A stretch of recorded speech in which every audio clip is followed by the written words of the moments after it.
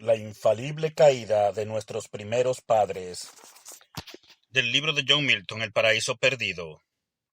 Desde los primeros albores del día, el enemigo oculto bajo la apariencia de una serpiente había salido de su retiro buscando el sitio donde más probablemente pudiera encontrar a los dos únicos seres de la especie humana, y en ellos a toda su raza, que era su prometida presa.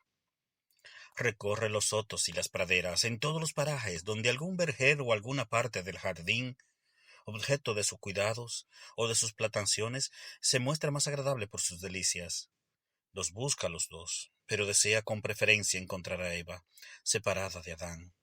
Lo deseaba, aunque no con la esperanza de alcanzar lo que tan rara vez sucedía, cuando, según su deseo y contra su esperanza, descubre a Eva sola, velada por una nube de perfumes, medio oculta entre las numerosas y espesas rosas que enrojecían el espacio en torno suyo, e inclinándose frecuentemente para enderezar las flores de un débil tallo, cuya extremidad, aunque revestida de los sembrados de oro, pendía sin apoyo, la sujetaba airosamente con un vástago de mirto, sin pensar por ella misma que la flor más bella carecía de sostén, hallándose tan lejos su mejor apoyo y la tempestad tan próxima.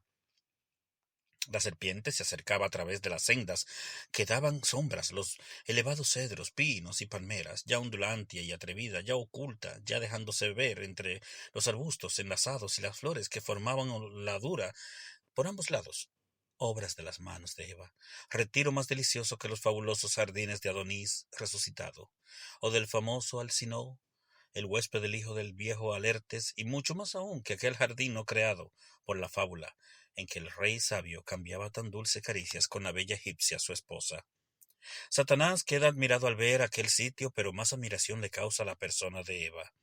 Así como un hombre encerrado durante largo tiempo en una ciudad populosa, cuyas apiñadas cosas y cuyas cloacas corrompen el aire, al salir en una mañana de estío a aspirar el aire puro por las risueñas aldeas y las granjas circunvecinas, encuentra un nuevo placer en todas las cosas que se ofrecen a su vista, recreándole el olor de los trigos o de la hierba segada, el de las vacas o el de las lecherías, cada objeto rústico, cada ruido campestre, y si por ventura llega a pasar una hermosa doncella del continente de Ninfa, lo que antes agradaba a aquel hombre, le agrada ahora doblemente a causa de ella, por encontrar todas las delicias reunidas en sus ojos. Así la serpiente sentía un placer semejante al ver aquel plantel florido, dulce retiro de Eva, tan madrugadora, tan solitaria, su forma angélica y suave, más femenil, su graciosa inocencia, todo el atractivo de sus actitudes, de sus menores movimientos, intimidan la malicia de Satanás, y causándole un dulce arrebatamiento, despojan a su violencia del fierro intento que allí le había conducido. El príncipe del mal se ve en un momento alejado por su éxtasis, fuera del mal.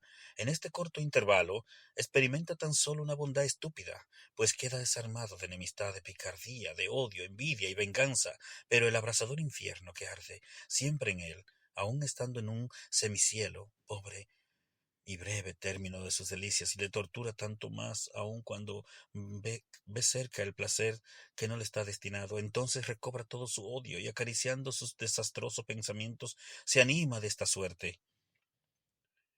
Pensamientos, ¿a dónde me habéis conducido? Qué dulce emoción me cautiva, obligándome a olvidar el proyecto que nos trajo aquí. El odio es lo que traigo, y no el amor, ni la esperanza de alcanzar el paraíso para el infierno, ni la de gustar aquí algún placer, sino la de destruirlos todos, excepto el que se siente destruyendo. Todo lo demás está perdido para mí.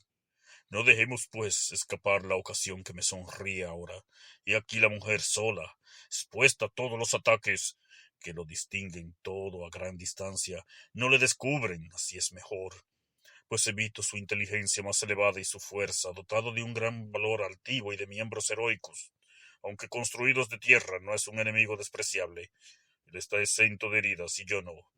Tanto es lo que me ha degradado el infierno, tanto es lo que el dolor me ha hecho decaer de mi primitiva alcurnia. Eva es bella, divinamente hermosa, hecha por el amor de los dioses. No tiene nada de terrible, aunque sean temibles el amor y la belleza. cuando ésta no tiene junto a sí un odio más fuerte, odio tanto más implacable, cuanto mejor disfrazado está bajo la apariencia del amor. Y ese es el camino que intento seguir para causar la ruina de Eva. Así habló el enemigo del género humano, huésped maligno de la serpiente en la que se había encerrado, y continuó su marcha en dirección a Eva. No se arrastraba entonces sobre la tierra, en odas desiguales como lo hace hoy, sino que se erguía sobre su parte posterior base circular formada de repliegues superpuestos, que subían en forma de torre acumulando contornos sobre contornos, cual laberinto creciente. Coronaba su elevada cabeza una orgullosa cresta, sus ojos eran carbunclos, su cuello era de un verde oro bruñido. Se mantenía erguida en medio de sus redondas espirales que ondulaban flotantes sobre el césped.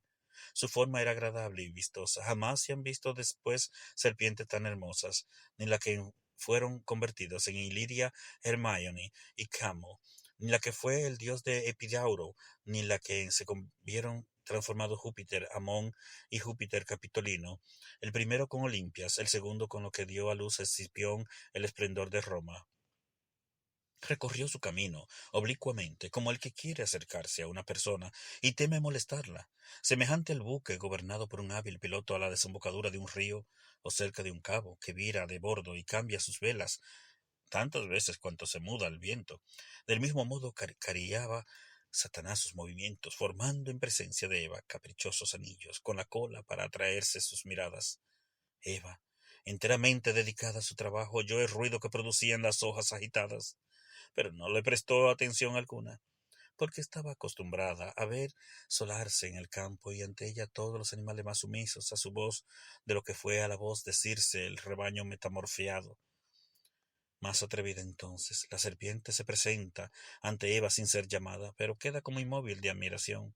De un modo cariñoso inclina frecuentemente su soberbia cresta, y sus cuellos esmaltado y brillante, lamiendo la tierra que Eva ha hollado con sus plantas. Su muda, al par que gentil expresión hace por último que las miradas de aquella se fijen en sus evoluciones. Gozoso Satanás por haberle llamado la atención, con la lengua orgánica de la serpiente o por medio de la impulsión del aire vocal, empezó su astuta tentación de esta suerte. No te maravilles, soberana señora, si es que a ti, que eres la sola maravilla, puede algo causártela. Ni revistas de desprecio tus miradas, cielo de dulzura, mostrándote irritada porque te ves atrevida a acercarte a ti o a mí y a contemplarte insaciable, sin temor hacia tu imponente aspecto, mucho más imponente cuando te hallas sola. Oh tú, la más bella semejanza de tu hermoso Creador.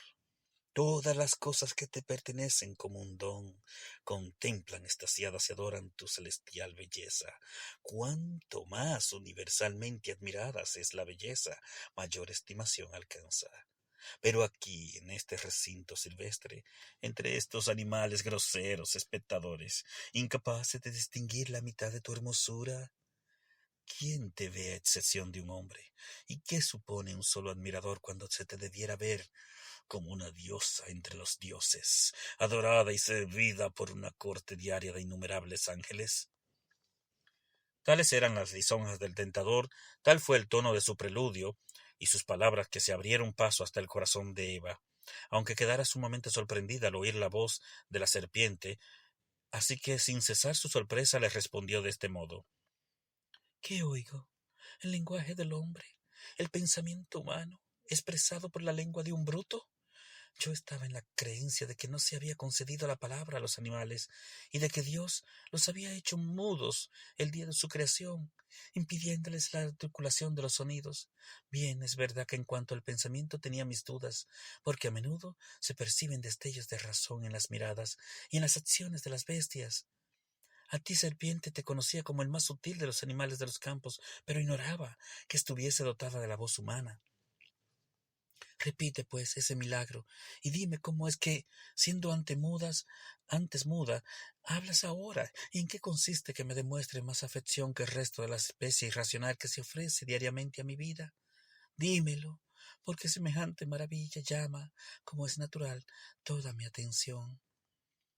El astuto tentador replicó de esta suerte: emperatriz de este hermoso mundo, Eva resplandeciente. Me es sumamente fácil decirte cuánto me ordenas, justo es también que seas obedecida.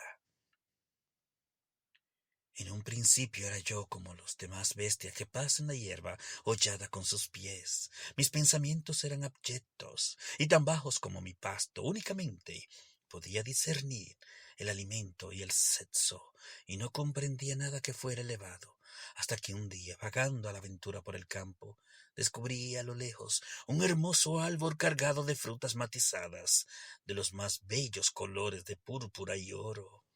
Me acerqué a él para contemplarle y noté que sus ramas desprendían un olor excitante y agradable al apetito. Este olor halagó mis sentidos, mucho más que el que despide el dulce hinojo, más que la ubre de la oveja o de la cabra que deja escapar por la noche la leche no mamada por el cordero o por el cabrito ocupados en sus juegos.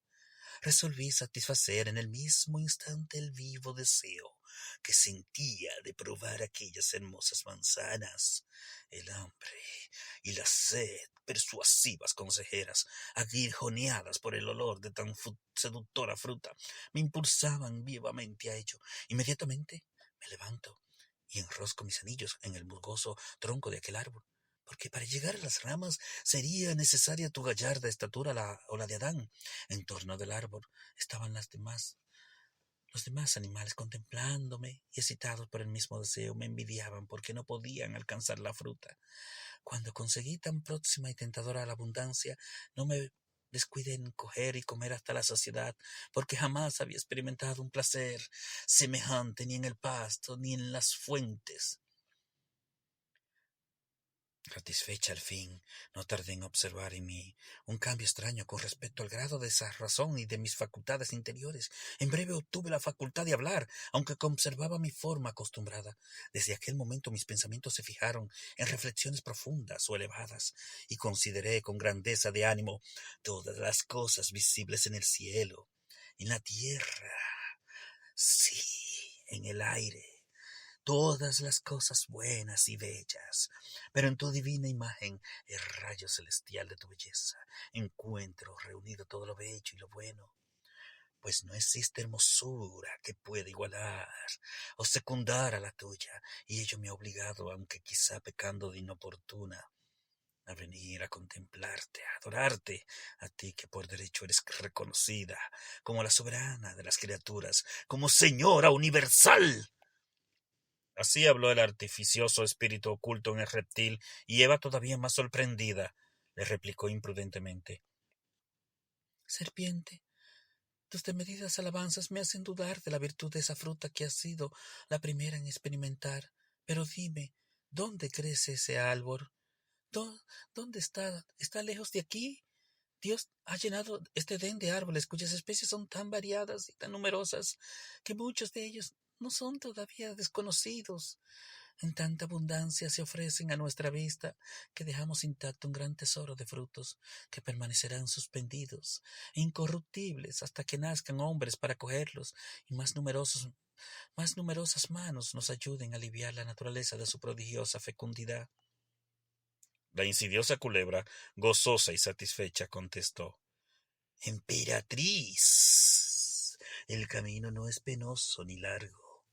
Está más allá de una alameda de mirtos, en un prado cerca de una fuente, y después de haber atravesado un bosquecillo que exhala el perfume de la mirra y del bálsamo, si me aceptas por guía, te conduciré pronto hasta él. Guíame, pues, dijo Eva.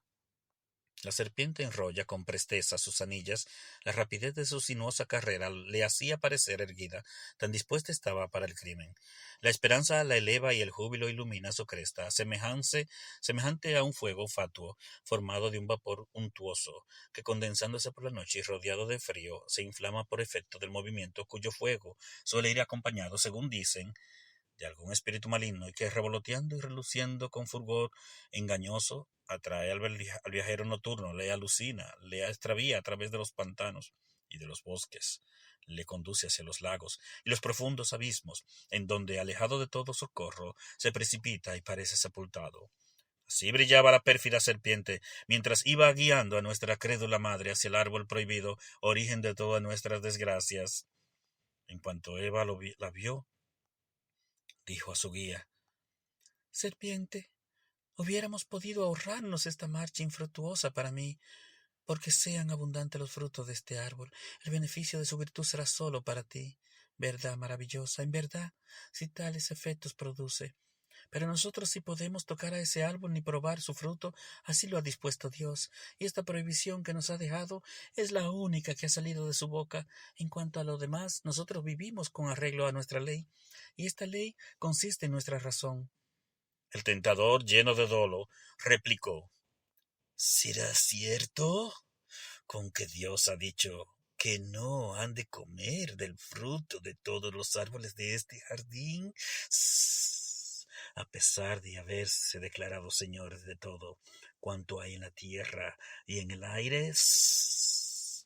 Eva contestó inocentemente: Podemos comer del fruto de cada árbol de este jardín, pero al mostrarnos el de ese árbol tan hermoso, Dios nos dijo: no coman de él, no le han de tocar, o de contrario morirán.